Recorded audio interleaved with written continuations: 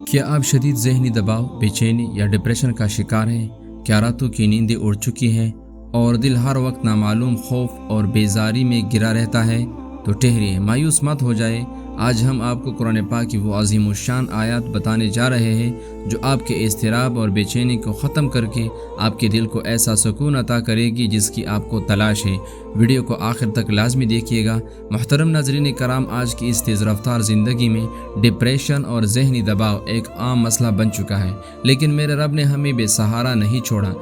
قرآن پاک صرف ایک کتاب نہیں بلکہ دلوں کی بیماریوں کا بہترین علاج اور شفا ہے۔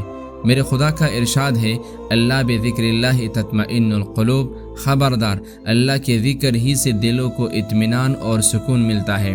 جب انسان دنیا کی باتوں سے تک کر اپنے رب کے کلام سے جڑتا ہے تو اس کا ہر غم اور دباؤ فوراً ختم ہو جاتا ہے۔ اب غور سے سنیے کہ آپ نے کس طرح اور کون سی آیات پڑھنی ہے۔ سورہ علم نشرح صبح اور شام یا جب بھی ذہنی دباؤ محسوس ہو، باوضو ہو کر 7 بار سورہ علم نشرح پڑھے۔ میرے رب کا وعدہ ہے کہ بے شک ہر تنگی کے ساتھ آسانی ہے۔ اس سورہ کی تلاوت سے سینہ کھل جاتا ہے اور ذہنی بوجھ ختم ہو جاتا ہے۔ اللہ کے محبوب صلی اللہ علیہ وسلم کا فرمان عالی ہے کہ جو شخص کسی غم یا مصیبت میں یہ کلمات پڑھتا ہے، لا الہ الا انت سبحانک انی کنت من الظالمین، ہمارا رب اسے اس غم سے نجات عطا فرما دیتا ہے۔